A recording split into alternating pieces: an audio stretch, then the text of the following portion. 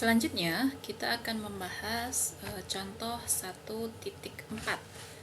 Di contoh 1.4 ini, kita punya X-nya itu sama dengan cos T, Y-nya sama dengan sin T, dan T-nya berada di antara 0 sampai 2pi. Kemudian kita disuruh menggambar kurvanya gitu. Nah, coba perhatikan, kalau misalnya saya punya X kuadrat ditambah Y kuadrat, dari sini X-nya kita punya cos T, berarti kalau X kuadrat kita akan punya cos T dikuadratkan ditambah Y kuadrat, Y-nya ini berarti jadi sin T kuadrat, kayak gini. Nah, ini tidak lain adalah cos kuadrat T ditambah sin kuadrat T, kayak gini. Nah, kita tahu berdasarkan sifat identitas trigonometri, cos kuadrat T ditambah sin kuadrat T itu sama dengan 1, seperti itu. Sehingga kita punya persamaan dalam kartesiusnya X kuadrat ditambah Y kuadrat sama dengan 1. Nah, di sini kita sudah mengenali bentuk persamaan ini adalah merupakan persamaan lingkaran dengan jari-jari berapa? Jari-jarinya 1, pusatnya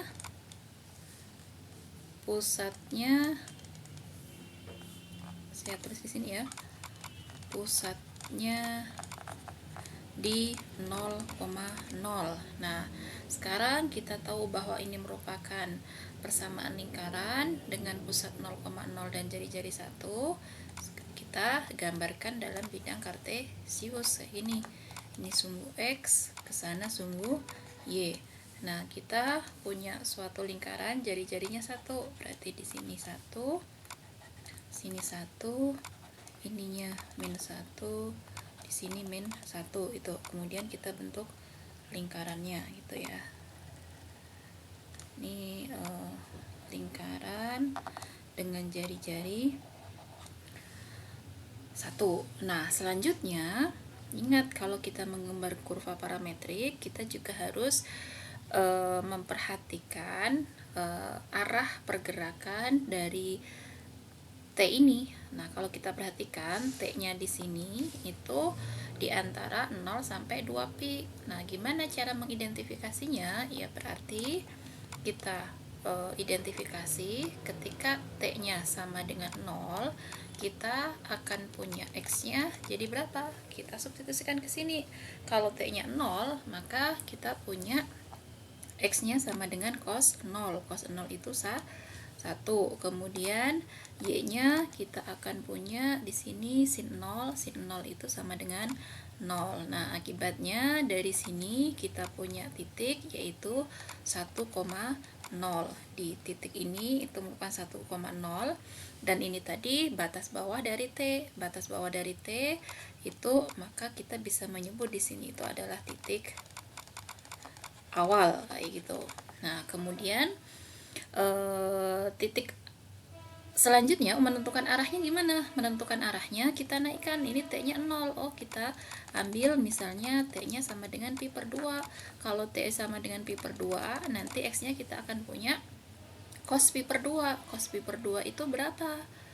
Cos pi per 2 itu 0. Kemudian Y-nya kita akan punya substitusi ke sini sin pi per 2. Sin pi per 2 itu 1. Sehingga kita akan punya titiknya itu adalah 0,1 pada saat T-nya pi per 2, yaitu ada di sini.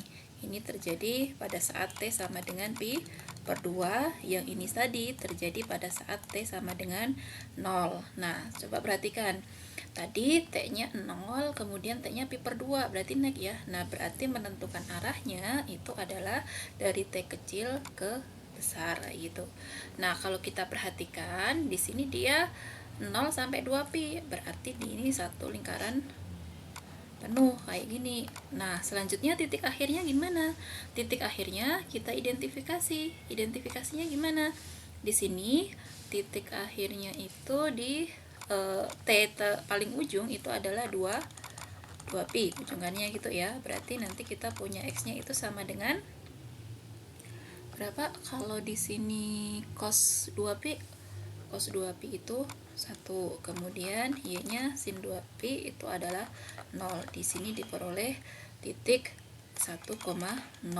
Nah, di sini juga itu merupakan titik akhir.